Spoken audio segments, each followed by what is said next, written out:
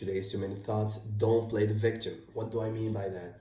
So many of us, men, especially young men nowadays, are taught to be emotional, be weak. It's okay to be weak. It's okay to be feminine. It's okay to succumb to your moods, and you don't feel like it, don't do it. There's no need to push yourself.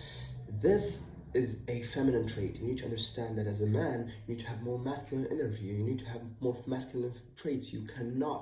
You absolutely cannot succumb to your emotions and just do the things you feel like doing. No, absolutely not. So don't play the victim. Don't think to yourself that, for example, if you work out 3 days out of the week, you'll say that's enough, and on the fourth or the fifth day, you'll say, I've earned it. Oh my God, I have done this and that and this, and play the victim. Try to somehow get yourself in a better situation just because you had a bad day, or this was done to you in work or in school. You had a bad environment, you don't have enough resources, your parents are poor, this and that, so you cannot do this. For example, I've had a friend of mine that always was blaming his parents, right?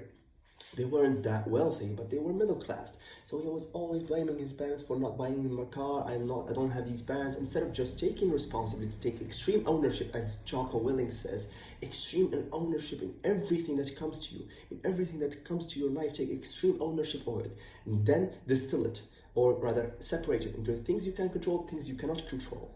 Work on the things you can control. Sorry, I'm mispronounced.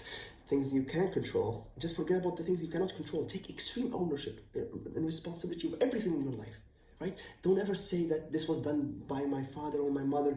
Just forget that mentality, because that will lead you to a hellish life that will cause you so much suffering. You're just delaying the suffering. Take responsibility, suffer as much as possible, and you will prevail. And then you'll live a happy, fulfilling, purposeful life.